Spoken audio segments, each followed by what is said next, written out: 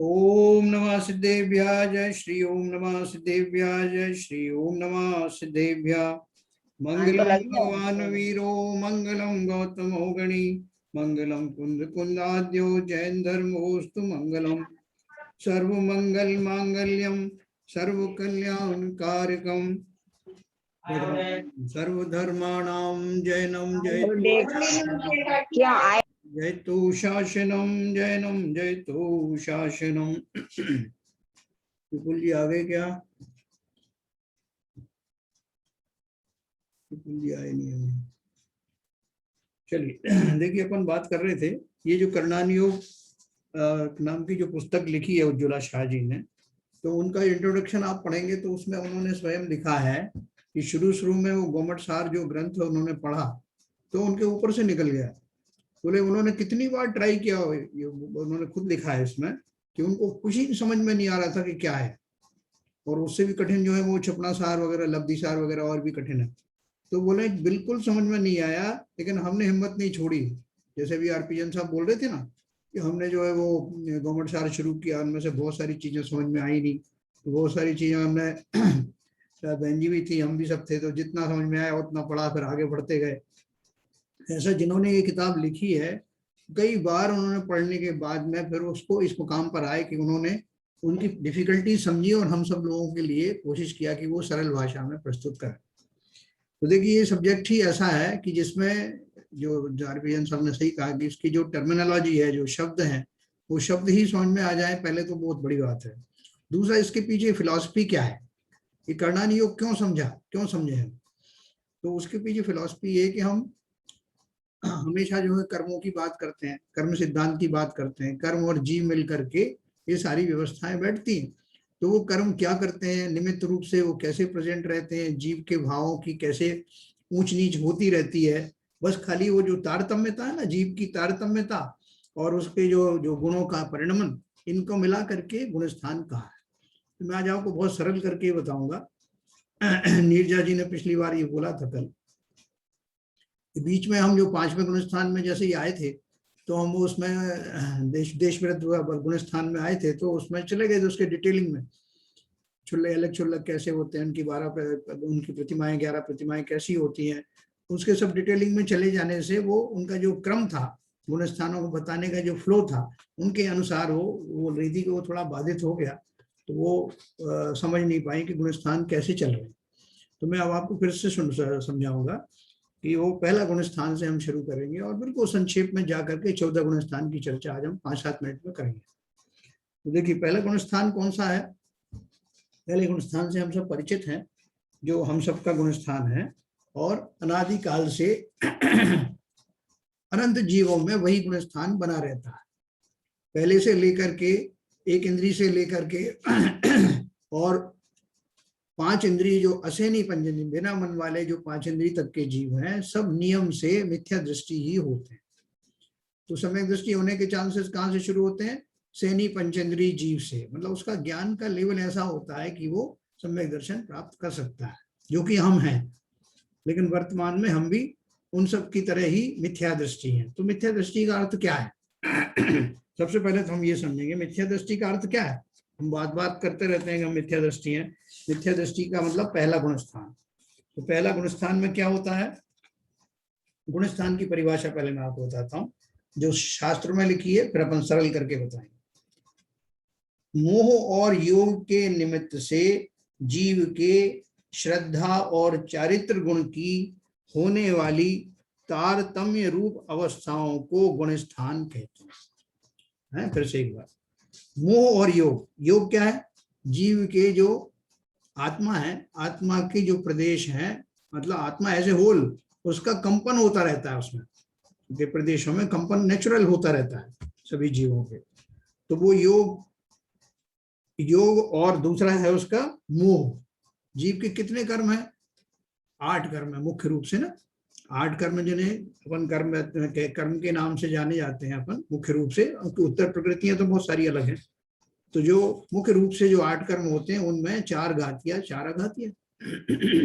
घातियां किसे कहते हैं? जो जीव के अनुजीवी गुणों का घात करते हैं, अर्थात उनको प्रकट नहीं होने देते। घात करने का अर्थ यह है, उनको प्रकट, जिन कर्मों के उदय में, जिन कर्मों के निमित्त के कारण जीव के अपने स्वभाव रूप गुण प्रकट नहीं हो पाते, उनको अपन कर्म कहते हैं।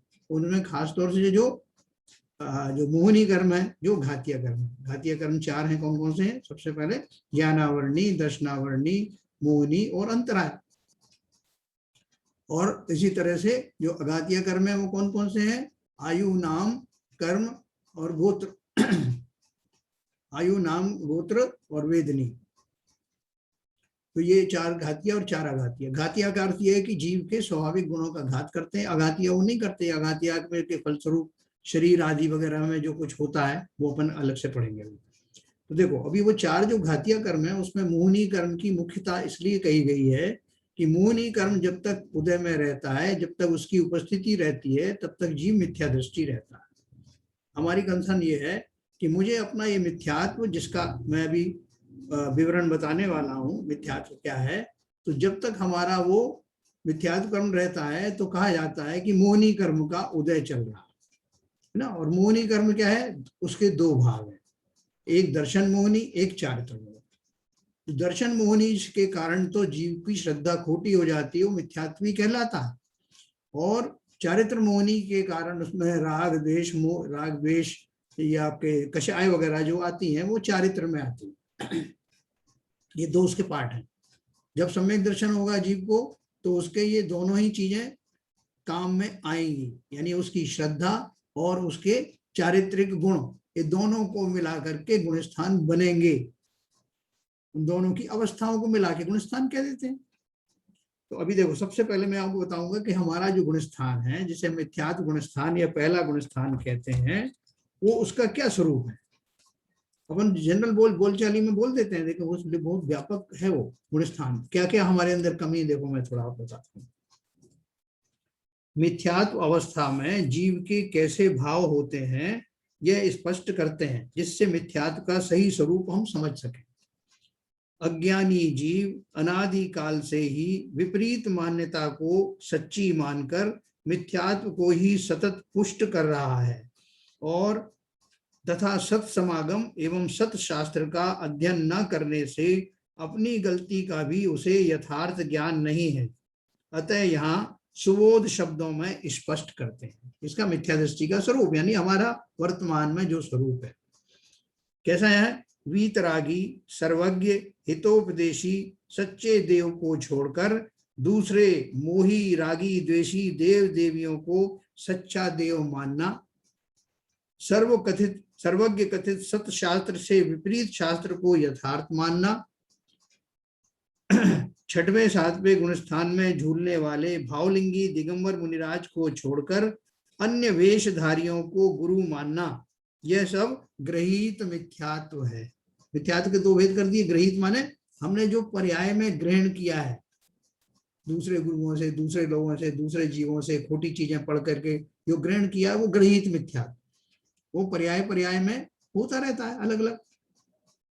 तो ये ग्रहित मिथ्यात्व का क्या स्वरूप बताया उन्होंने कि जो वास्तव में जो सच्चे देव शास्त्र गुरु हैं उनको सच्चा देव शास्त्र गुरु नहीं मानना, और कुगुरुओं को जो है वो सच्चे गुरु मान लेना, कुदेव को सच्चे देव मान लेना। पहली बात तो देव शास्त्र गुरु के बारे में जो गलत श्रद्धान होता है, मिथ्या दृष्टियों को होता है, और वो पर्याय जनिक होने के कारण उस पर्याय विशेष में उसने जो ग्रहण किया होता है तो वो ऐसा मिथ्यात्व ग्रहित मिथ्यात्व कहलाता है। और अग्रहित मिथ्यात्व कौन सा होता है? जो अनादिकाल से सब जीवों के पास है, वो कौन सा है? देखो इसमें बताया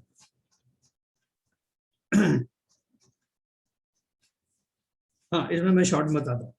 अग्रहित मिथ्यात्व क्या है कि हम अनादिकाल से ही जिस शरीर को धारण करते हैं, जो पर्याय हमें मिलती है, उसको ही अपना स्वरूप मानने लगते हैं।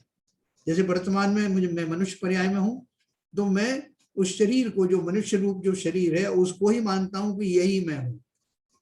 ऐसे सभी जीव मानते हैं, छोटे छोटे एक इंद्रिय जीव से लेकर के पंचेंद्रिय तक के सभी जीव, उन्हें जो जो शरीर मिला है उसको वो मान लेते हैं कि मैं यही हूं, इतना भर हूं।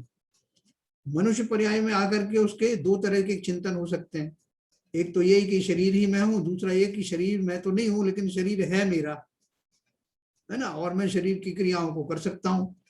शरीर मेरी आज्ञा मानता है और मेरे कारण से शरीर चलता है, मैं ही उसको चलाता रहता हूँ और उसी के कारण सुख दुखी होता हूँ। यानी शरीर सुखी तो मैं सुखी, शरीर दुखी तो मैं दुखी। ऐसी जो धारणा है मुख्य रूप से शरीर और उससे जुड़ी हुई समस्त वस्तुएं, मकान, जायदाद, धन, स्त्री, पुत्र आदि, ये सब शरीर से जुड़े हुए ना, तो उनमें भी मेरी मान्यता रहती है, ये मेरी है ना, ये वस्तु मेरी है, धन मेरा है। ये जो शरीर मेरा कहना मानता है, बाकी के लोग भी मेरा कहना मानते हैं। ये सारी जो धारणाएं हैं ये सब खोटी मान्यताएं, खोटी धारणाएं होने से इसको मिथ्या श्रद्धा कहा। और मिथ्या श्रद्धा के अर्थ है मिथ्या दृष्टि। तो हम सब मिथ्या दृष्टि इन अपेक्षाओं से ही हैं। हमें सच्चे देवशास्त्र गुरु का पता नहीं कौन है, हमको अपना ही पता नहीं कि मैं शरीर हूं या आत्मा हूं, और आत्मा हूं तो कैसा आत्मा हूं, आत्मा हूं तो उसमें क्या गुण है, और मुझे कोई सुखी दुखी कर सकता है क्या, मैं दूसरे को सुखी दुखी कर सकता हूं क्या। तो अपन मानते हैं हाँ कर सकते हैं, करते हैं, जबकि ऐसा नहीं। तो हमारे जो सारी मान्यताएं हैं वो खोटी मान्यताएं हैं। मैं दूसरों को दुखी कर सकता हूँ, दुखी सुखी दूसरे मुझे कर सकते हैं, मैं पर का अच्छा बुरा कर सकता हूँ, लोग मुझे मार सकते हैं, जिला सकते हैं, मैं भी उनका ये कर सकता हूँ। ये सारी जो धारणाएं हमारी हैं, और इन्हीं धारणाओं के कारण मैं दुखी रहता हूँ।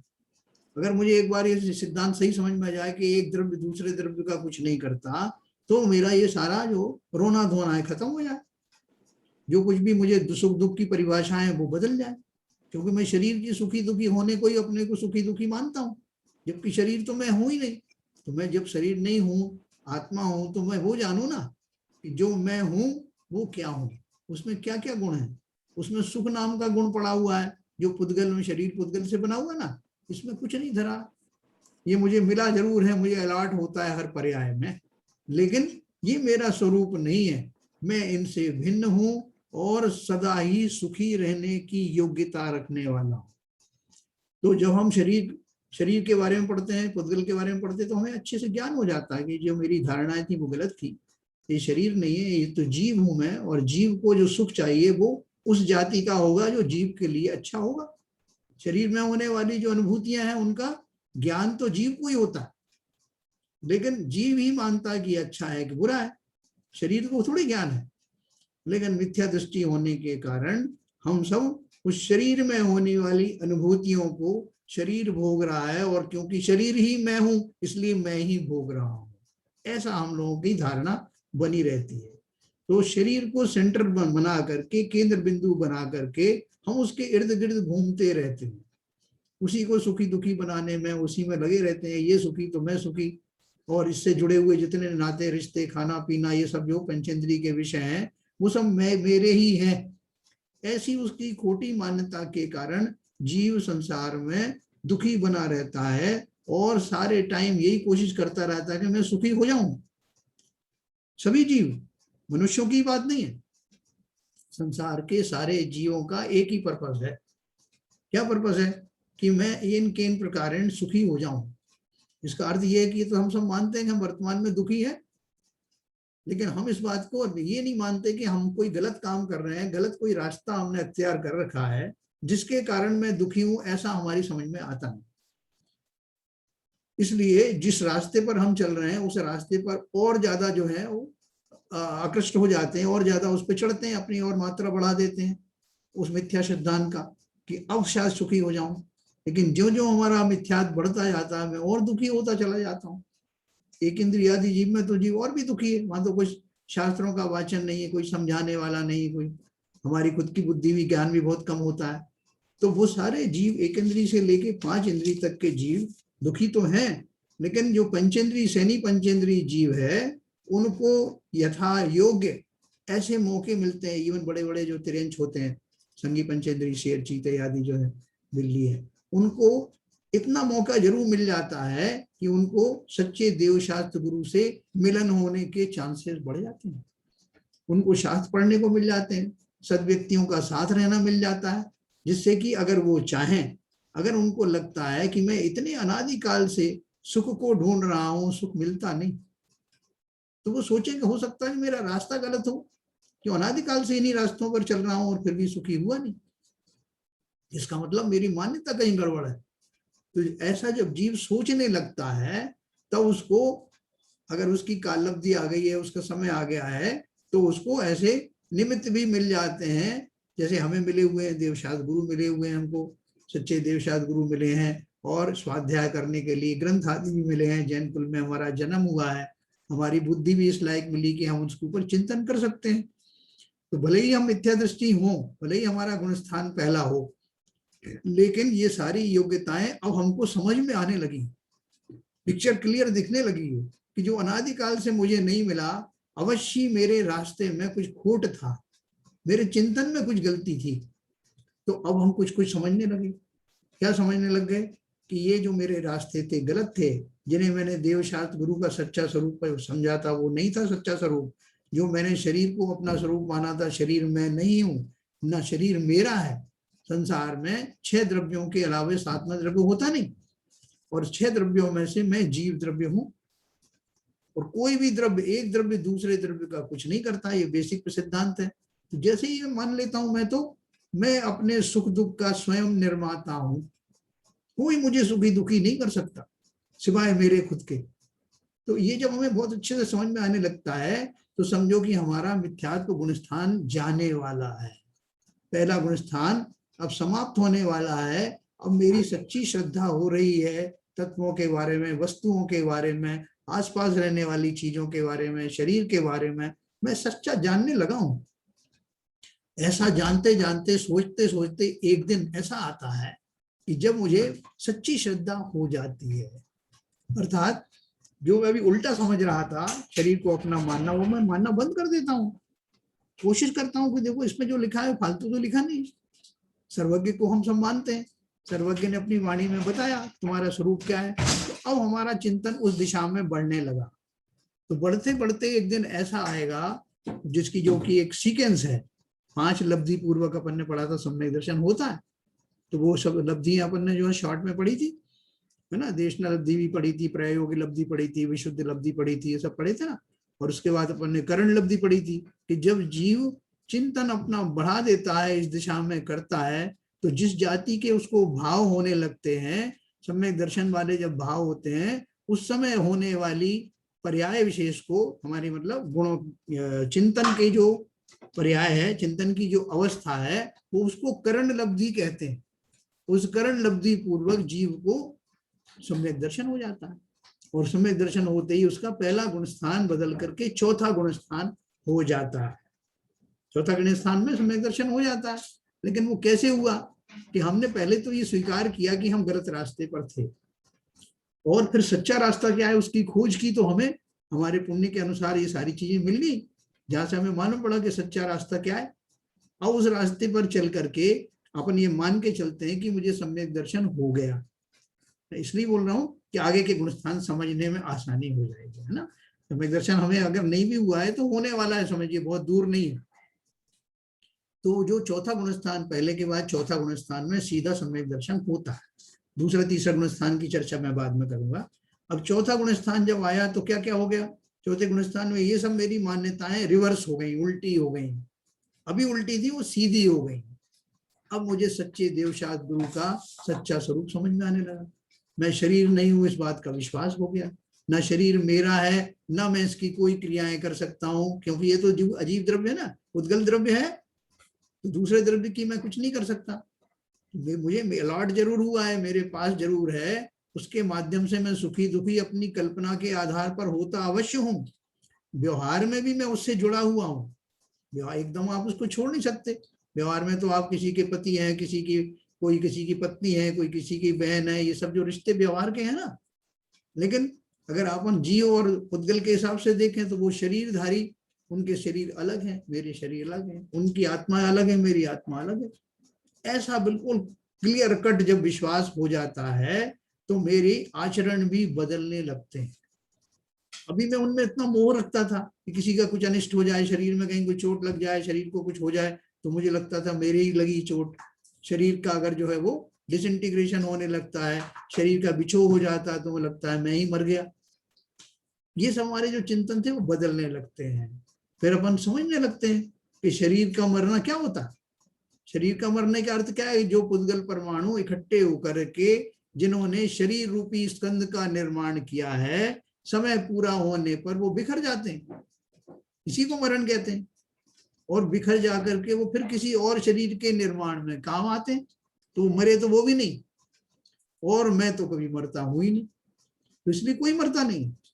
लेकिन जो मिथ्या दृष्टि पने में जो हमारी मान्यताएं थी, उनके कारण मैं बहुत दुखी होता था। कोई मुझे मार देगा, मैं किसी को मार दूंगा, कोई ने मुझे दुखी किया है, किसी ने मुझे सुखी किया है, ये मान्यताएं सब हट जाती, तो वैसे ही मैं सुखी हो जाता हूँ, क्योंकि मान्यता का ही दुख था।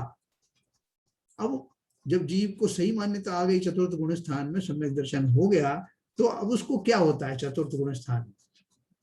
उसका स्वरूप अपन ने बहुत अच्छे से पढ़ा था कि सबसे पहले जब जीव को ऐसे भाव आते हैं 5 लब्धियों पूर्वक, तो उसको जो सम्यक्त होता है करण लब्धि पूर्वक, उसको औपशमिक सम्यक्त कहते हैं। फिर कालांतर में अगर वो सम्यक्त एक अंतर्मुहूर्त के बाद छूट जाता है, जीव फिर से मिथ्या दृष्टि हो जाता है। लेकिन अगर वो छायोपशमिक सम्यक दृष्टि बन जाए उसी अंतर्मुहूर्त के बाद में, तो उसका उत्कृष्ट समय 66 सागर तक का है। 66 सागर बहुत लंबा पीरियड, उस बीच में कभी भी मैं अपना कल्याण कर सकता हूँ सम्यक दर्शन की छाया में। अब मुझे आगे के जो व्रत आदि संयम आदि धारण करके मुनि बन करके मैं कभी भी मोक्ष को प्राप्त कर सकता हूँ। तो पहले गुणस्थान से चौथे गुणस्थान में आते ही, जिस गुणस्थान का नाम क्या है, जिसे हम सम्यक कहते हैं, चतुर्थ गुणस्थान कहते हैं, वो उस गुणस्थान में आते ही मेरी काया पलट जाती है, काया कल्प हो जाता है। मेरे विचार जो है सब पहले वाले नहीं रहे, वो मैं बदल गया हूं। तो ऐसे चतुर्थ गुण स्थान में आ गए। अब चतुर्थ गुण स्थान में रहने वाला जो जीव है, जिसकी मान्यताएं सही हो गई हैं, जिन मान्यताओं के कारण वो दुखी बना हुआ था, वो निकल गई। अब उसको जो दुख सुख होता है, थोड़ा बहुत तो होता है भूमिका के अनुसार, लेकिन वैसा वाला नहीं होता जैसा कि पहले गुण स्थान में गलत मान्यता के कारण हो रहा था। ऐसा चौथा गुण स्थान वाला। लेकिन अब उसको एक लालच आता है चतुर्थ गुण स्थान वाले को, कि जिस मान्यता को बदलने मात्र से मैं इतना सुखी हो गया, तो क्यों ना उसको और आगे बढ़ाया जाए, उसको चारित्र में धारण किया जाए, है ना। तो देखो, जब जीव को सम्यक दर्शन होता है तो उसमें क्या क्या बदलाव होता है। उसके अंदर में एक तो उसकी श्रद्धा, मिथ्यात्व नाम का जो गुण जो कर्म था, उसके उदय में जीव मिथ्या दृष्टि बना हुआ था। दर्शन मोहिनी कर्म के उदय में जीव मिथ्या दृष्टि बना था, तो उसकी जो दर्शन मोहिनी नाम की जो प्रकृति थी, वो बदल करके, यानी मिथ्यात बदल करके सम्यक्त हो जाता है। मिथ्यात जो गुण, मिथ्यात्व नाम का जो कर्म है, उसकी 3 उसके टुकड़े हो जाते हैं जब सम्यक दर्शन होता है। कौन कौन से 3 टुकड़े होते हैं उसके? मिथ्यात, सम्यक मिथ्यात और सम्यक प्रकृति। ये 3 टुकड़ों में वो बढ़ जाता है मिथ्यात्व नाम का कर्म। और उधर जो है चारित्र मोहिनी गुण है, जो चारित्र की दशा है, वो जो जैसे मैंने बताया कि चारित्र का अर्थ क्या है, राग द्वेष कषाय आदि। तो वो कषाय जो है, तो कषाय जो उनका जितनी जितनी निकल जाएंगे उतना उतना चारित्र प्रकट होता जाता है। तो चारित्र प्रकट भी होना चाहिए। जब सम्यक दर्शन होगा तो उसमें 2 चीजें होती हैं। पहला तो मेरा मिथ्यात्व नाम का जो कर्म है, जिसके 3 टुकड़े हो गए हैं, वो तीनों टुकड़े उस समय में फ्रीज हो जाना चाहिए, वो उत्पात नहीं मचाए उतने काल तक। अभी मुझे सम्यक दर्शन प्राप्त करने जा रहा हूं, तो उन तीनों टुकड़ों को कह दिया गया है कि उन तीनों चुपचाप बैठे रहना, कोई उठेगा नहीं। और वो जो चारित्र मोहिनी वाली जो दशा थी, जिसमें मैंने बताया कि आपकी कषाय जो होती है, समझाने के लिए मोटे मोटे तौर पे मैं आपको चारित्र का मतलब कषाय बता रहा हूँ इस समय।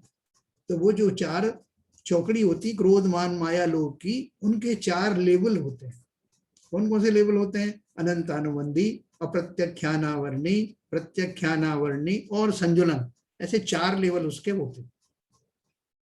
तो वो जो 4 लेवल में से जब सम्यक दृष्टि जीव होता है, तो हमने परिभाषा के अनुसार क्या पढ़ा है, गुणस्थान किसे कहते हैं? जिसमें मेरे श्रद्धा गुण और चारित्र गुण की पर्याय बदल जाती है, तो गुणस्थान प्रकट हो जाते हैं। तो पहले गुणस्थान से चौथे गुणस्थान आने में क्या हुआ? एक तो दर्शन मोहिनी का जो, यानी मिथ्यात्म नाम का जो कर्म था, वो उस काल में जब मैं समय दर्शन प्राप्त करने जा रहा हूं, वो फ्रीज हो गया, वो उदय में नहीं आ रहा। उसके उदय काल में ही मुझे ये सब जो हो रहा था, नाटक चल रहा था, अभी वो फ्रीज हो गया मिथ्यात्व। और उधर चारित्र मोहिनी में क्या हुआ? जो अनंतानुबंधी जाति की जो कषाय थी, वो भी फ्रीज हो गई, है ना। जब मैंने एक चार्ट अपन बनाते हैं तो चार्ट में से ये इस तरफ से मिथ्यात्व और इस तरफ से चारित्र मोहिनी की अनंतानुबंधी कषाय। अनंतानुबंधी का अर्थ क्या है? जिन कषायों के की मौजूदगी में जीव के ऐसे खोटे भाव होते हैं कि उसको अनंत अनंत जन्मों तक दुखी रहना पड़े। अनंतानुबंधी है ना, अनुबंध का अर्थ होता है कॉन्ट्रैक्ट, अनंत माने अनंत, अनंत कॉन्ट्रैक्ट संसार से जिन कषायों के कारण हो जाए वो सारी कषायें अनंतानुबंधी जाति की होती हैं। क्रोध भी आएगा तो इतना तगड़ा आएगा कि सामने वाले को मार डाल। यानी क्रोध की जो उन्होंने उदाहरण दी, कैसे क्रोध आता है? जैसे पत्थर पर लाइन खींच दी हो जिसको मिटने में आपको अनंत वर्ष लग जाए, अच्छी गहराई से खींच दी गई, इस जाति के वो क्रोध मान माया लोग होते हैं। और जब तक वो रहते हैं तो जीव का इधर मिथ्यात्व पड़ा हुआ, उधर अनंता, दोनों का साथ में चलता है कॉम्बिनेशन। इधर जो है मिथ्यात्व, अनंतानुबंधी कषाय, फिर मिथ्यात्व हट जाता है और जब सम्यक दृष्टि जीव हो जाता है तो वो तीन चौकड़ी अभी बची रहती है। चौथे गुण स्थान में आने के बाद अनंतानुबंधी समाप्त हो गई। अब कौन कौन सी बची? प्रत्यख्यानावर्णी, प्रत्यख्यानावर्णी और संजुलन। ये तो चारित्र मोहिनी की जो है जो चौकड़ी रह गई। और इधर वो तो दर्शन मोहिनी तो अभी उपशमित हो गया, वो तो अभी फ्रोजन हो गया, फ्रीज हो गया, अभी वो उठ नहीं रहा है। ये मैं औपशमिक सम्यक दर्शन की बात कर रहा हूँ। हमको एक बार सम्यक दर्शन हो गया और सम्यक दर्शन होने के बाद में चारित्र मोहिनी का मैंने आपको बता दिया। सम्यक दर्शन होने के बाद अनंतानुबंधी चली गई, लेकिन अब वो जीव को आनंद तो थोड़ा आ रहा है, फिर भी थोड़ा आलस्य है। अभी नियम संयम धारण कर लो ना भाई साहब, अब आप सम्यक दृष्टि हो गए। हाँ करूंगा, अभी जरा थोड़े से और काम है, ये कर लेता हूँ। मन तो मेरा बहुत है, किसी को बना नहीं रहा, वास्तव में अंदर से भाव है उसके। तो ऐसे भाव करते करते वो बार बार सोचता है कि एक दिन मुझे तो संयम धारण करना है। इतना आनंद मुझे आने लगा है कि अभी तो मैंने विधिवत संयम धारण किए भी नहीं है, लेकिन फिर भी मैं काफी कुछ संयम धारण किए हुए हूँ। कल वो पूछ रहे थे ना बाबूजी कि वो जो चारित्रिक दशा है, मैं इसमें से पढ़ के सुनाऊंगा, उसको स्वरूपाचरण भी कहते हैं, सम्यक्ताचरण भी कहते हैं। और धवला पुस्तक में तो उसको चारित्र ही कहा गया है। सम्यक दृष्टि का बिना संकल्प लिए भी जो डिसिप्लिन आ जाता है जीवन में, वो वास्तव में चारित्र ही है। भले ही उसको नाम ना दिया जाए, लेकिन वो चारित्र है और उसका नाम दिया भी है, सम्यक्ताचरण, स्वरूपाचरण नाम का चारित्र प्रकट हो जाता है।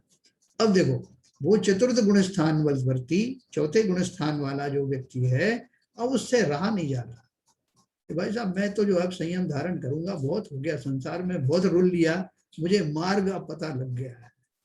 तो जब उसके उत्कृष्ट भाव होने लगते हैं तो वो श्रावक के व्रत प्रतिमाएं आदि धारण करता। देखो इसमें एक बात विशेष समझना, खाली ऐसा नहीं कि व्रत धारण करने मात्र से वो पंचम गुण स्थान में पहुंच जाएगा। उस योग भाव आने लगते हैं। जब चिंतन करता है तो उस लेवल के भाव आते हैं। वैसा शुद्धोपयोग आता है तो उन भावों के लेवल आ जाने के कारण वो तुरंत ही नियम संयम विधिवत धारण कर लेता है। संयम धारण करने मात्र से नहीं, उन भावों पूर्वक संयम धारण होते ही उसका गुण स्थान चौथे से पांचवा हो जाता है ना। गुण स्थान में कोई ऐसा नहीं कोई सिंहासन पे आपको बिठाल रहा है, आप भावों के सिंहासन पर हैं। तो ये आपको पंचम गुण स्थान आ गया, जो अपन ने बहुत विस्तार से पढ़ा था, जिसमें अलग छुल्लक आदि होते हैं, व्रत प्रतिमाएं धारण की जाती हैं, ब्रह्मचारी व्रत धारण किया जाता है। ऐसे करते करते वो जीव पंचम गुण स्थान में आ गया और उसकी कर्मों की निर्जरा भी बहुत तेजी से हो रही है। बहुत सारे कर्म जो सत्ता में पड़े हुए थे वो निकलने लग गए, लेकिन वो जीव को मजा अभी भी नहीं आया। उसने बोला कि देखो ऐसा है कि ये तो मार्ग बहुत उत्तम हाथ लगा है, इसमें मुझे अब लग रहा है कि और ऊपर की भूमिकाओं को धारण करूं। तो सबका तो मन नहीं होता, लेकिन कुछ जीव जो है उसमें होते हैं, उसमें लग जाते हैं। तो उनके अंदर में ऐसे भाव उठने लगते हैं, उनका शुद्धोपयोग का लेवल इतना बढ़ जाता है कि उनसे अब रहा नहीं जाता। वो एक मात्र लंगोट आदि जो ले रखी थी अलग के रूप में, वो भी छूट जाती है। भाव आते हैं कि इससे आगे की भूमिका में बढ़ो ना, मुझे तो अब महाव्रत धारण करना है। व्रत पहले धारण किए थे, तो सीधा ही वो पांचवें गुण स्थान से सातवें गुण स्थान में पहुंच जाता। भावपूर्वक, खाली ये नहीं कि लंगोट उतारने की वजह से सातवें गुण स्थान पहुंच गया, उसके भाव उस लेवल के हो जाते हैं, लंगोट तो छूट ही जाती। इनका निमित्त निमित्तिक संबंध है।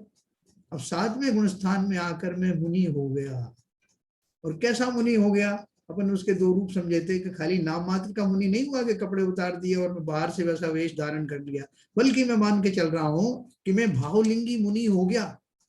अर्थात अब मेरे जो शुद्धोपयोग के फलस्वरूप जो भाव आए हैं वो उस लेवल के भाव आए हैं जिसमें कि महाव्रत धारण करने के भाव प्रकट हुए। उन महाव्रतों का धारण करने के भाव के फलस्वरूप बाहर में वस्त्र आदि पूर्णतः छूट जाते हैं। अब वो उस लेवल के भाव ही आते हैं, तो वो 7वें गुण स्थान का धारी मुनिराज हो गया। और बीच में उसकी एक स्टेज आती है। उस गुण स्थान की एक खास खासियत ये है कि एक अंतर्मूर्त तक वो 7वें गुण स्थान रूपी भावों का वो उसके वो बने रहते हैं। एक अंतर्मूर्त तक, एक अंतर्मूर्त के बाद नियम से वो थोड़ा नीचे व्यवहार में आ जाता है। व्यवहार कौन सा मैं बताऊंगा, उसे छठा गुण स्थान कहते हैं। पहले मुनि बना था, 7वें गुण स्थान में गया, अब 7 में से छठे में आ जाता है एक अंतर्मूर्त में। जब उसके शुद्धोपयोग में ठहरने के भाव नहीं रहते ज्यादा देर तक, तो वो एक अंतर्मूर्त के बाद छठे गुण स्थान में आता है, जहां उसके वो जाना तो वापस चाहता है 7 में, क्योंकि उसको मजा नहीं आ रहा, लेकिन छठे में आकर के वो शास्त्र आदि लिखता है, शुभोपयोग में चला जाता है। शास्त्र लिखना, शास्त्र पढ़ना, जिनेन्द्र देव की पूजन आदि करना, आहार आदि ग्रहण करना, ये सब छठे गुण स्थान में घटित होता है। अब मुनिराज की एक स्टेबल अवस्था आ गई, जो 7वां गुण स्थान, 6वां गुण स्थान काफी देर तक चलता रहता है। अब लेकिन वो मुनिराज को लगा कि 7वां गुण स्थान में काफी आनंद है, लेकिन अभी शुद्धोपयोग थोड़ा सा ही आया इस गुण स्थान में, बाकी तो मेजॉरिटी जो है शुद्ध शुभोपयोग की है। तो वो और आगे की भूमिका धारण करने के लिए तैयार हो जाते हैं। उनका इतना तेजी से शुद्ध भाव आ रहे हैं, शुद्ध भाव आ रहे हैं कि वो अब रह नहीं सकते 7वें गुण स्थान में भी। तो तुरंत उनको आगे की गुण स्थान धारण करने का, अर्थात उनको ऐसा नहीं विकल्प नहीं आता कि मैं आगे गुण स्थान में आऊं, बल्कि उनके अपने भावों का लेवल और बढ़ने लगा, विशुद्धि और ज्यादा आने लगी, वीतरागता की ओर उनका प्रयाण और जोरों से होने लगा। ऐसा होते होते जो भाव बने उसको श्रेणी आरोहण कहते हैं कि मुनिराज अब श्रेणी आरोहण कर रहे हैं। श्रेणी का अर्थ क्या है? जैसे पर्वत श्रेणी होती है ना, एक के बाद एक चोटी के बाद दूसरी चोटी, तीसरी चोटी, ऊंचाइयों पे जाना, जिसे श्रेणी कहते हैं ना मन। अब वो महाराज 7वें गुण स्थान के आखिर में निश्चय कर लेते हैं। और निश्चय करने का अर्थ क्या है? स्वतः ही उनके भाव उस कोटि के आने लगते हैं कि अब वो 8वें गुण स्थान, 9वें गुण स्थान, ऐसा क्रम से उनको करना कुछ नहीं, भावों का लेवल और उसमें आने वाला जो उनको स्वाद है इतना अच्छा किस्म का होता है, इतना उच्च कोटि का होता है कि वो गुण स्थान अगर लगातार चलते रहें, छपक श्रेणी वाला जीव अगर चलता रहेगा तो उसके वो सत्ता में से जो कर्म पड़े हुए थे वो एक के बाद थोक के भाव निकल जाते हैं। थोक के भाव अनादिकाल से इतने सारे जो कर्म बांधे थे वो क्षण मात्र में निकल जाते हैं और वो जीव आगे बढ़ने लगता है। उसकी 2 श्रेणियां अपन ने पढ़ी थी। जीव के जो भाव ऐसे आए कभी क्षय नहीं कर पाएगा, लेकिन उपशम तो कर लिया है, वो फ्रीज रहेंगे उसके जो कर्म है।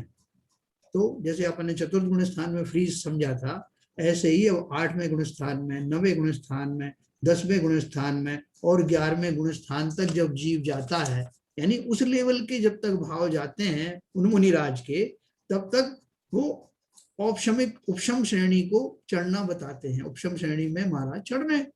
उपशम श्रेणी का अर्थ मात्र इतना है कि वो जो कर्म थे जिनके उदय के कारण जीव अभी श्रेणी नहीं चढ़ पा रहा था, वो अब दबे हुए हैं, उपशमित हैं, इसलिए वीतरागता का लेवल ऊंची जाति का होने लगा। लेकिन उसका एक लिमिट है। क्या लिमिट है? 8वां, 9वां, 10वां, 11वां गुण स्थान आने के बाद जो 11वां गुण स्थान है, उपशांत मोह कषाय गुण स्थान है, वहां आकर के जीव रुक जाता है। उससे आगे उसकी फ्रीजिंग नहीं होती, तो वो वापस से एक अंतर्मूर्त के वापस बाद वो खुलने लगता है ना।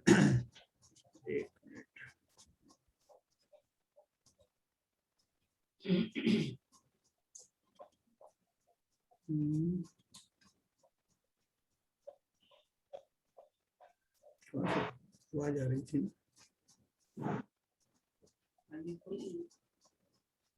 बिल्कुल नहीं आए क्या? गुणवाली जी की थी।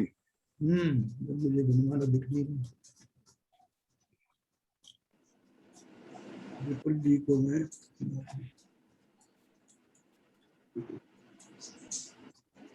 हाँ बिल्कुल जी जरा देख लेना भाई मिस्टर। तो देखो अभी हमने यात्रा की 11वें गुण स्थान तक की। छठे गुण स्थान 7वां गुण स्थान मैंने आपको थोड़ा विस्तार से बताया। उसके बाद के जो गुण स्थान है उनका वर्णन जो है मैं शास्त्र पढ़ के ही आपको सुनाऊंगा। वो सारी उसकी दशाएं जो केवल ज्ञान गम्य है, उन गुण स्थानों की चर्चा मैं आपको ऊपर ऊपर से उनका स्वरूप नहीं बता सकता, लेकिन फिर भी जो लिखा है शास्त्रों में मैं आपको बताऊंगा।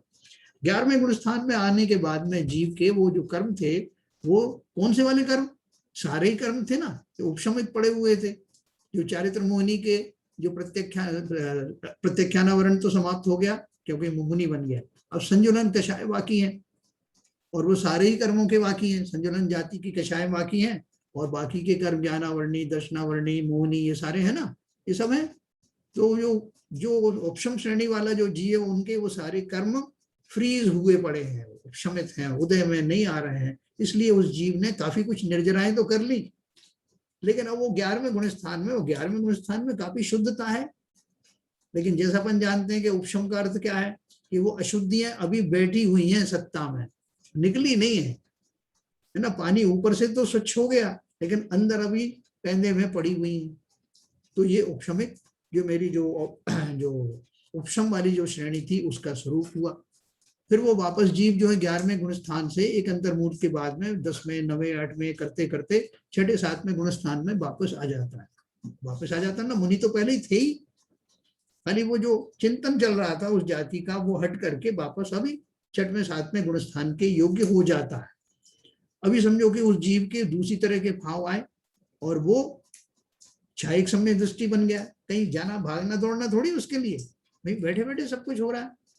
उसके जो कर्मों का जो कभी हमने उपशम किया हुआ था, जो औपशमिक सम्यक दर्शन था, फिर क्षाय उपशमिक सम्यक दृष्टि हुआ। अब क्षाय उपशमिक सम्यक दृष्टि से वो जीव विशेष प्रयास के द्वारा क्षायिक सम्यक दृष्टि बन जाता है। अर्थात वो जो मोहनी कर्म की जो प्रकृतियां थी वो सत्ता से निकल जाती। कभी उपशम थी उनकी, पार्टली उपशम थी, पार्टली क्षय थी, क्षय उपशम था। लेकिन अब क्या हो गया, मुझे अभी मैं क्षायिक सम्यक दृष्टि बन गया, और क्षायिक सम्यक दृष्टि बनने के साथ ही अब मेरी जो उड़ान होगी वो कैसी होगी, उसके रास्ते में कौन कौन सी मंजिलें पड़ेंगी, कौन कौन से स्टेशन आएंगे। 7वें गुण स्थान में तो मैं था ही, 8वां 9वां 10वां 12वां, 11वां नहीं आएगा, 12वां, और 12वें के आते ही अब टेक ऑफ होने वाला है। कैसा टेक ऑफ होने वाला है? एक टेक ऑफ तो ये हुआ 7वीं गुण स्थान से मैंने जो श्रेणी वाणी, एक मेरा टेक ऑफ तो ये हुआ, और दूसरा होगा कब, जब मैं 12वें गुण स्थान के अंत में पहुंचूंगा। तब तक क्या क्या हो जाएगा, मेरे चारों घातिया कर्म चले जाएंगे। कौन कौन से चले जाएंगे? पहले मोहनी कर्म जाएगा 10वें गुण स्थान के अंत में। मोहनी कर्म चला गया तो अर्थात क्या है, कौन कौन से चले गए, उसकी सारी प्रकृतियां चली गई। दर्शन मोहनी तो चले गया, और चारित्र मोहनी की चारों चौकड़ियां चली गई। तो अब क्या हो गया, कुछ कहना भाई साहब मुझे। बोलिए बोलिए। मैं कह रहा था कि ये क्षायक सम्यक दृष्टि जब उपशम श्रेणी मारता है, तो जो उपशम श्रेणी मारता है तब कर्म प्रकृतियों का उपशम करता हुआ जाता है। हाँ बराबर, ठीक है ना। तो ये और उससे पहले जो क्षय कर लिया है क्या, क्षयक सम्यक दृष्टि है, तो क्या उसने जो सम्यक दृष्टि हुआ था उस समय 4 वो कसाय जो अनंतानुबंधी और वो 3 वो जो थी उनको क्षय करके आ रहा है क्या वो? देखो क्षायिक सम्यक दृष्टि को अपन कौन कौन सी प्रकृतियां उसकी चली गई। क्षायिक सम्यक दर्शन किससे होता है? वो दर्शन मोहिनी से होता है कि चारित्र मोहिनी से होता है? चारित्र मोहिनी से होता है। चारित्र मोहिनी से नहीं, सॉरी, वो दर्शन मोहिनी से। बस, तो दर्शन मोहिनी से हो गया। दर्शन मोहिनी की 3 और अनंतानुबंधी कसाय 4, 7 का क्षय कर लिया उसने। देखो अनंतानुबंधी 4 और 3 और 7 बराबर हो गए, ठीक है, तो वो तो हो गया। हाँ फिर हाँ, अभी तो अब संजलन मेरा कषाय कहना बाकी है ना। अब मेरा कहना ये है जी। कि आज सातवें गुणस्थान से जब श्रेणी में आ जाएगा वो, हाँ तो वो उपसम श्रेणी मान रहा है वो, जी। तो उपसम श्रेणी मान रहा है, तो आगे की जितनी भी जो कर्म प्रवृत्तियां उनको उपसम करता हुआ जाएगा। देखो अभी जो जो उपशम करने का अर्थ क्या है, अभी उसकी चारित्र मोहिनी की जो दशाएं तो पड़ी हुई है ना, जी जी चारित्र जी मोहिनी की कषाय तो पड़ी हुई है ना, जी वो जी तो जी नष्ट हाँ नहीं हुई। तो वो जब तक उपशम वाले भाव हैं वो उपशमित रहेगी, जी। उनका क्षय थोड़ी हुआ अभी। अच्छा अच्छा। क्षयिक सम्यक दृष्टि ने दर्शन मोहिनी की जो प्रकृतियां हैं, अपन क्षयिक सम्यक का जो अर्थ क्या है, हाँ उनका जो तीन जो मिथ्यात्व वाली जो तीन प्रकृतियां थी उनका उसने क्षय कर लिया। लेकिन अभी चारित्र मोहिनी की तो पड़ी है ना, हाँ संजलन कषाय से संबंधित जितनी है वो वही चौकड़ी हाँ पड़ी हुई है। हाँ वो चौकड़ी जब वो क्षय करेगा, क्षय के उसमें छपक श्रेणी में जाएगा, हाँ तब उसकी वो जारी वो प्रकृतियां चारित्र मोहिनी की समाप्त होंगी। न केवल चारित्र मोहिनी की समाप्त होगी, बल्कि बाकी ज्ञानावरणी, दर्शनावरणी, अंतराय वगैरह जो है उन सब का भी क्षय होगा। हाँ होगा ना। 10वें गुण स्थान में आकर के अपन ने 20 प्रकृतियों के बारे में पढ़ा था ना, 9वें गुण हाँ स्थान के अंत में 20 प्रकृतियां उसकी बचती हैं। हाँ और 10वें गुण स्थान में वो एक और चली जाती है, लोभ कषाय, तो 21 जो है प्रकृतियां चली जाती हैं चली जाती है। 10वें गुण स्थान के अंत में। और फिर वो हाँ ज्ञानावर्णन, दर्शावर्णी जो है वो भी चली जाती है हाँ 12वें गुण स्थान के आते आते। हम्म, फलतः 12वें गुण स्थान के अंत में उस जीव के चारों ही घातिया कर्म निकल नष्ट हो जाते जाते हैं। सही है सही ठीक है बात। सर। अब क्या हो गया, अब देखो एक वो सुखद घटना घटित होने वाली है। रात के बादल छटने वाले हैं और प्रभात होने वाला है। अब वो जीव छद्मस्त नहीं रहेगा, अगले ही क्षण वो जीव भगवान बन जाएगा। सही हो गया। और सहयोगी केवली होते ही वो 13वां गुण स्थान प्रकट होता है। तो वो अनुपम घटना तो घटित हुई, तो कहां से घटित हुई, 7वें गुण स्थान वाले जीव ने ही अपने पुरुषार्थ पूर्वक अपना विशुद्धि शुद्ध करते करते, अपने विशुद्धि बढ़ाते बढ़ाते, वीतरागता बढ़ाते बढ़ाते अपनी छद्मस्त दशा को समाप्त करके पूर्ण ज्ञानीपना प्रकट कर दिया। ये वो अरहंत दशा है जिसकी प्राप्ति के लिए वो जो सम्यक दृष्टि जीव है चतुर्थ गुण स्थान से अब पीछे लग जाता है, मुझे तो वहां तक जाना है। वो मिथ्या दृष्टि जीव हमारी क्या दशा है कि हम पढ़ सुन तो लेते हैं कि ऐसा आनंद होगा, वैसा आनंद आता है, फलाना, हमें विश्वास नहीं होता। कहाँ होता विश्वास, हमको लगता है सब पता पागल बनाने वाली बातें हैं, या पता नहीं, हमको तो नहीं लगता है ऐसा कि मोक्ष में इतना सुख होगा या सिद्ध दशा पाना लायक है। हमको तो इसी में दिलवा दो थोड़ा बहुत कुछ और माल, जो हमारी जो पर्याय चल रही है, सड़ा गला जो भी शरीर हमारा है, इसी में सब कुछ दिलवा दो तो हम तैयार हैं। अगर हमको ये भी कहा जाए, हाँ बोलिए। अंकल, इन जनरल देखा जाता है कि अपन जब सोचते हैं तो ये रहता है कि हाँ ये सब व्यर्थ है, मतलब जैसा एक समय में जो कुछ होती है अपनी वो सब ही है, लेकिन सामने ही कुछ भी आया तो उस वक्त मतलब अपन कसाएं उत्पन्न होती है अपनी सारी, तो मतलब जब तक वो दबी हुई है तो उसको आप उपसम सम्यक तो कह सकते हैं। नहीं नहीं, तेरा वीडियो खोल के बोलिए। हाँ थोड़ा समझ में नहीं आ रहा है। जय जिनेन्द्र। जय जिनेन्द्र, हाँ पुत्र बोलिए। मेरा कहना था जैसे जनरली अपन हर चीज इसी तरह से सोचते हैं कि हाँ सब व्यर्थ है, कुछ भी ऐसा नहीं है, मतलब जैसा सम्यक में बताया जाता है वैसी अपनी सोच होती है एक जनरली, लेकिन सामने थोड़ी सी भी कुछ ऐसी परिस्थिति आई तो अपनी कसाई उत्पन्न हो जाती है उस समय जी। तो मतलब जब तक अपन सामने कुछ आया नहीं तो उसको अपन उपसम सम्यक की श्रेणी कह सकते हैं या? नहीं देखो ऐसा है, ये कषाय जो है इनके अलग अलग जो है वो स्टेजेस होती हैं, वो दबी रहती हैं। दबी रहने का अर्थ ये नहीं है कि वो चली गई हैं। हाँ मतलब उपशम है तो दबी हुई है, नहीं, ये लेकिन उपशम, इसको उपशम नहीं कहते। देखिए मैं आपको बताता हूँ, जैसे कोई आदमी ये कहे कि भाई साहब मैं वैसे बहुत शांत आदमी हूँ, मुझे जो है मैं बिल्कुल गुस्सा नहीं करता, लेकिन अगर कोई गुस्सा दिला दे, अगर कोई मुझे गाली दे दे, फिर मैं छोड़ता नहीं उसको, तो क्या उसकी कषाय चली गई क्या? वो उपशम तो नहीं होगा। मतलब अंतरंग से ही उसके ये है कि हाँ मुझे गुस्सा दिलाएगा तो मुझे गुस्सा आएगा, वो हाँ तो देखो, उसकी दिलाता से कोई ही नहीं, है। संसार में होने वाली घटनाओं से हम ही गुस्सा होते हैं, कोई दिलाता नहीं है। वो तो मतलब सोच में ही ऐसा आ गया, वो तो मिथ्यात्व ही है। बट ये अपने जनरल अपन हर वक्त ये सोचते हैं कि ऐसा कुछ भी नहीं होता है, कोई अपना बुरा नहीं करने वाला होता है ना, अपन किसी का कुछ करने वाला। हाँ। बट सामने सोच में तो ये है, लेकिन सामने कुछ गलत ऐसा कुछ आया तो अपनी कसाई उभर के आती है।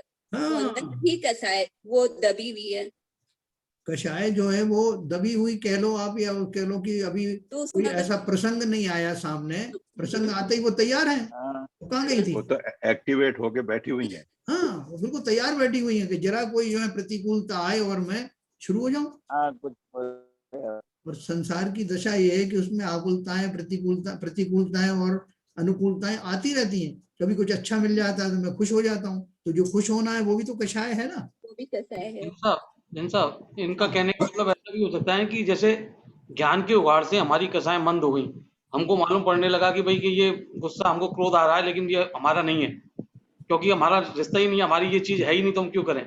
तो उसको तो मंद कसाय तो बोल सकते हैं, मतलब जब तक अपने को मिथ्या नहीं जा रहा है, और तो जब तक मंद कसाय बोल सकते हैं। हाँ, मंद कषाय, आपने बिल्कुल सही कहा। ऐसे परिणाम होने लगते हैं जैसे जैसे धर्म के प्रति श्रद्धावान हो जाता है, ये सिद्धांत समझ में आने लगते हैं, तो पहले प्रैक्टिस चलती है। आपने सही कहा नहीं, मगर उसमें ऐसा है जैन साहब, जी। मंद कसाई जब ही होगी जब गुस्सा नहीं आएगा। नहीं नहीं, अगर वो गुस्सा रिएक्ट तो कर गया, हाँ रिएक्ट कर गया हाँ, और उसको बहुत तेज गुस्सा आ गई, तो फिर कहाँ मंद कसाई रही। नहीं, ये बोल रहे हैं कि मंद कषाय का अर्थ ये है कि अब गुस्सा भी जो आता है वो हल्का फुल्का आता है। हाँ, वो देन इट्स ओके। क्या बहन जी तो ऐसा सही कहना बात। चाहती है विनीता जी? Yes uncle. अगर अगर ऐसा हुआ कि जैसे अभी बार बार अपन चिंतन धर्म करने की वजह से भले ही अभी हम सम्यक दृष्टि नहीं हुए, लेकिन हमारी कषाय पहले जितनी जोर की चलती थी, जितना मान कषाय के प्रसंग आते थे, मायाचारी के आते थे, क्रोध आदि के आते थे, अब नहीं आ रहे हैं, थोड़े हल्के पड़ गए। अभी गई तो नहीं है वो सारी, उस जाति की कषाय बैठी तो हुई है, लेकिन अभी उनमें तीव्रता थोड़ी कम हो गई। तो तीव्रता कम होने से क्या हुआ, मंद कषाय होने से पुण्य का बंध होता है, पहली बात। दूसरा क्या होगा कि अब मेरी वो रिएक्शन कम होते होते और कम होंगी।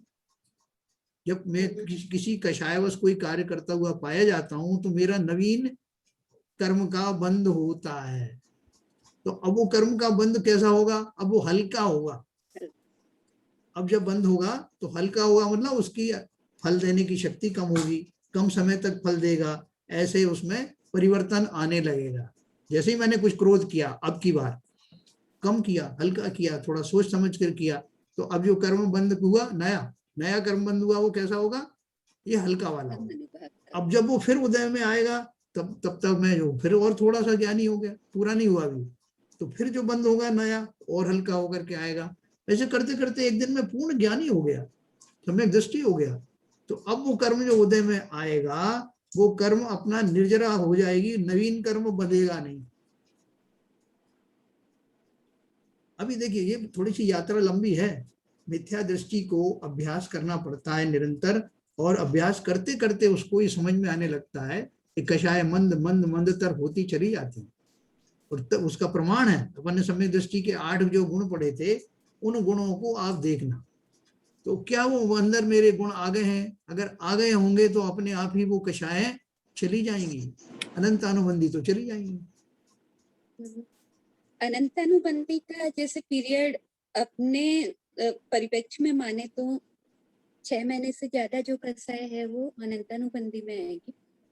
हाँ देखिए, वो वर्तमान परिप्रेक्ष्य में 6 महीने का जो पीरियड जो कहा जाता है, उसका अर्थ ये है कि ऐसा नहीं कि वो जीव जो है जल्दी से भाग दौड़ करके 6 महीने में खत्म कर लेगा तो अनंतानुबंधी चली गई। बात ये है कि जिस जीव की वो अनंतानुबंधी कषाय जानी होती है, तो वो 6 महीने के अंदर अंदर ही उसके ऐसे भाव होते हैं, मतलब उसकी कषाय वो उतनी तीव्रता वाली लंबे समय तक टिकने वाली नहीं होती। 6 महीने का पीरियड एक जानने के लिए कहा गया है कि उस जीव के भाव ऐसे होने लगते हैं कि वो हल्के होते होते 6 महीने में, जैसे किसी से मेरा बैर हो गया, तो बैर हो गया तो पहले तो मैं परवाह नहीं करता था कि ठीक है तुम अपने रहो, मैं अपने रहता हूँ, मुझे कोई परवाह नहीं तुम्हारी। लेकिन अब जीव में उसमें उथल पुथल मचने लगती है कि ये मैंने क्या किया, ये गलत किया क्या, सही किया क्या, ऐसा चिंतन चलने लगता है।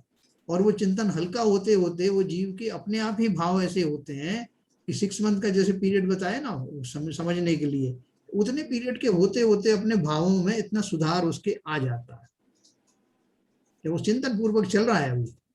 और जो अगर अनंतानुबंधी से जिसके अभी बनी रहने वाली है, उसको ऐसी हल्की हल्की जाति के भाव होते नहीं, उन कषायों को समेटता नहीं वो, तो कहा जाता कि उसको जो है वो अनंतानुबंधी बनी हुई है। ऐसा है, वो खाली पीरियड ये समझाने के लिए है कि वो जीव अभी सुधर नहीं रहा। ठीक है भाई, भाषा एक बात पूछनी थी। हाँ 1 सेकंड, इनको जरा पूछें और कुछ आपका रहेगी शंका वनिता जी? नहीं, धन्यवाद धन्यवाद। हाँ चलिए, हाँ बोलिए। तो मैं भाई साहब छाया समय की दृष्टि पे तो केवल एक ही ऑप्शन है कि वो उपसम श्रेणी ही मारेगा, लेकिन छाया समय की दृष्टि को दोनों ऑप्शन है, छाया भी मार सकता है और उपसम भी मार सकता है। तो मैं ये जानना चाह रहा था कि छाया श्रेणी छाया समय की दृष्टि को उपसम श्रेणी क्यों मारता है? वो तो वो छाया मार सकता है ना। तो मैं इसमें मतलब मैं जानना चाह रहा हूँ कि उसके ऐसे भाव क्यों होते हैं उपसम श्रेणी मारे वो। हाँ देखो, ऐसा है कि ये हाँ। किताबों में लोगों ने क्वेश्चन इस तरह पूछे हैं, बल्कि हाँ। ये भी पूछा था कि बेचारे मुनिराज जो है वो ऑप्शन श्रेणी में जाते ही क्या वहां फंस जाते हैं जा करके, हैं? तो हाँ। वहाँ क्या है कि वो बुद्धिपूर्वक नहीं जाते जी। कोई भी जीव बुद्धिपूर्वक नहीं जाता कि मैं उपशम श्रेणी में चला जाऊं, फिर वहां से लौट के आऊंगा, फिर चाय पकड़ूंगा।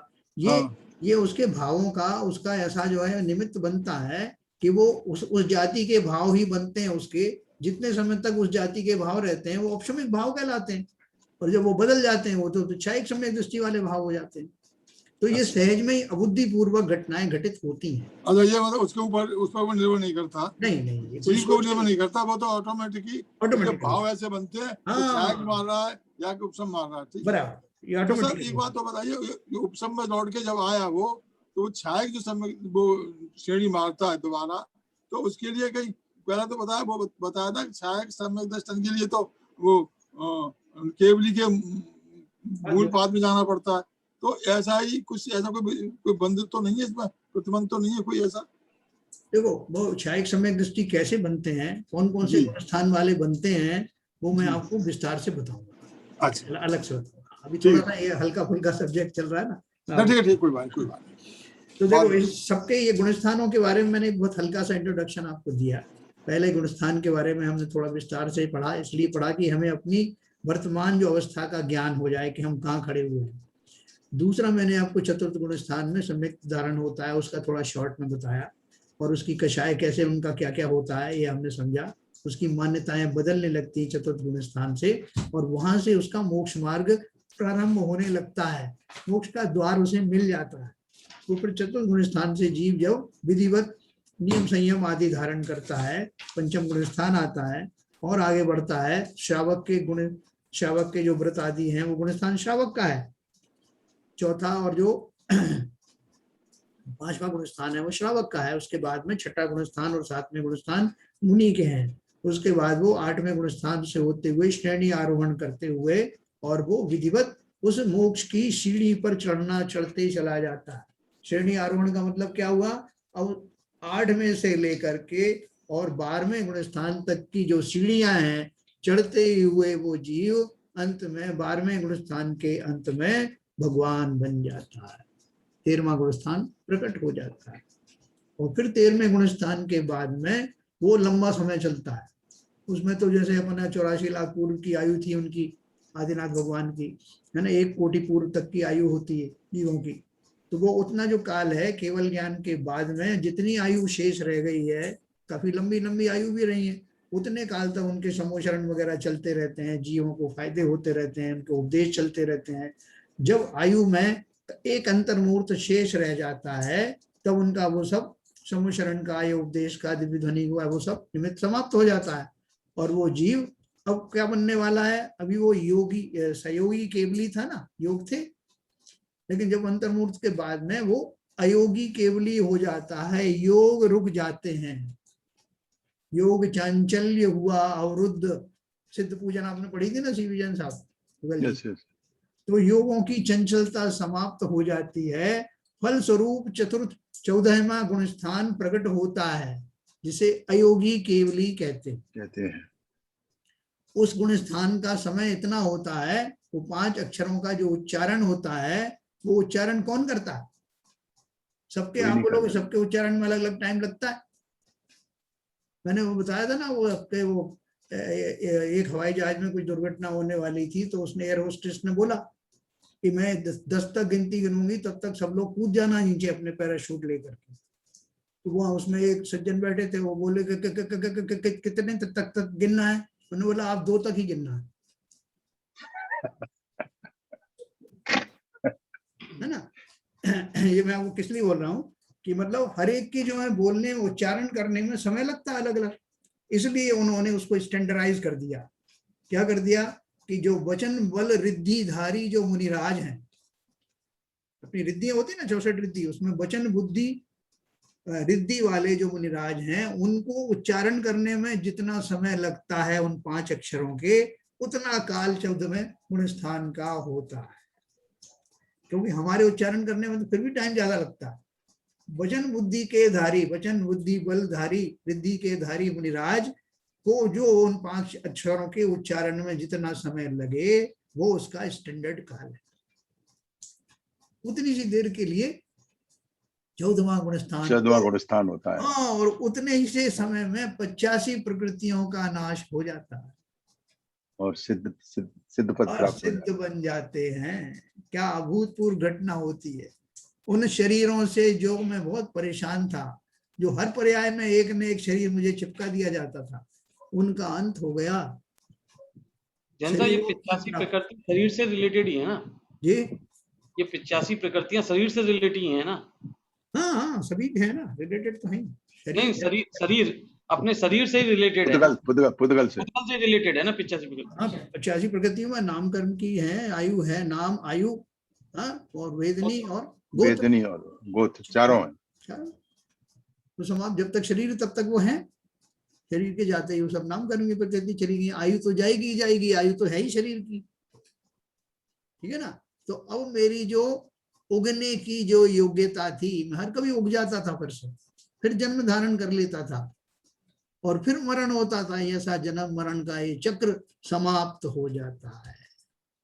जो जन साहब, जो लोग नए हैं उनको ये जो 85 जो 4 अपने जो रह जाते हैं जी, ये जो 4 कर्म रह जाते हैं, वो कर्म क्यों मानते हैं उसका, जो जिन्होंने शुरू से पढ़ा नहीं है उनको शायद मतलब वो नहीं मालूम पड़ेगा कि भाई वो क्यों कर्म क्यों है।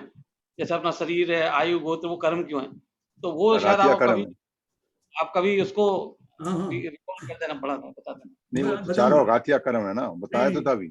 वो उनका मतलब वो ये कर्म है, वो तो हमें मालूम है, आपको भी मालूम है, क्योंकि पढ़ा, क्योंकि हमने तो सिंपली पढ़ा कि भाई जो हमको आयु कर्म मिला है, शरीर मिला है, उसके भी हमारे जो कर्मांड से ही बने हैं सारी की सारी चीजें। तो हर जो लोग बीच में ज्वाइन किए उन लोगों को भी मतलब ये 4 क्यों कर्म है। हाँ देखो, मैं बताऊंगा आप शैलन जी। वैसे अपन ने क्या है, ये जैन धर्म जानिए में भी पढ़ा था, और उसके बाद में अपन ने इसमें जो कारण कार्य रहस्य में भी पढ़ा है, और भी बहुत सारी बार पढ़ा है। लेकिन अभी लोगों का आग्रह था, जैसे नीरजा जी ने कल कहा था कि जब आप गुणस्थान बताएं तो सिर्फ गुणस्थान ही बताएं। तो मैंने खाली उसकी एक छोटी सी यात्रा आप करवाई है गुणस्थान ये की। बहुत सीक्वेंशियल थी आपकी ये आज रिवीजन बहुत ही अच्छा रहा हमारे को भी, मतलब एक बार पूरा रिवाइंड हो गया। नहीं, बहुत ही लॉजिकल सीक्वेंशियल था, बीच में कोई बिगड़ नहीं था। हाँ, तो वो थोड़ा सा शॉर्ट में जो है गुणस्थान की, जो लोगों को पता नहीं चल रहा है गुणस्थान है क्या। हाँ बोले संजय जी, आपकी आवाज नहीं आ रही प्रॉपर, आवाज नहीं आ रही, कट रही है। नहीं सर, आज का बहुत अच्छा लगा, बहुत सरल सिंपल में। एक तो रिपीट भी हो रहा है, इसलिए थोड़ा सा ज्यादा अच्छा समझ में आता है। पहली बार सुनने में थोड़ा सा क्लियर नहीं होता है, और रिपीट होने में बहुत ज्यादा क्लियर हो जाता है सर। नहीं, अभी कई बार रिपीट करूंगा, आप चिंता मत करो। कर्म के बारे में भी जैसे शैलन जी ने कहा, वो भी बताऊंगा कर्म की अवस्था में। कर्म के एंगल से बताऊंगा तो फिर कर्म का विस्तार से बताऊंगा, ठीक है ना। बहुत बढ़िया, प्रकृति है वो क्या होती है, प्रकृति कैसे बनती है, कर्म कैसे निकलते हैं, पूरा डिटेल में पढ़ेंगे। अपने को और काम क्या है। बहुत अच्छा है ना। तो चलिए, अरे विपुल जी कोई है आज जिनवाणी स्तुति पढ़ने वाले? तो कैंडिडेट जो है पकड़ो, एक एक करके, जो अच्छा है सुंदर सुंदर बोले। विपुल जी से बोलवा। हाँ चलो, विपुल जी पढ़ेंगे आज। आप ही बोलो, कोई है नहीं वो है नहीं है। चलो आप ही बोलिए। नाश वे को ज्ञान के प्रकाश वे को आपा पर भाष वे को भानु शिव खानी है, छहो द्रव्य जान वे को बंध विधि मान वे को, स्वपर पिछान वे को परम प्रेमानी है, अनुभवताय वे को जीव के जताय वे को, काहू न सताए वे को भव्य उरानी है, जहाँ तहाँ तार वे को पार के उतार वे को, सुख विस्तार वे को यही जिनवानी है। हे जिनवानी भारती तो ही जपो जिन रैन, जो तेरी शरणा गए सो पावे सुख चैन, या वाणी के ज्ञान ते सूझे लोकालोक, सो वाणी मस्तक धरूं सदा दे दूं दो। जिनवानी माता की जय। जय। ओंकार।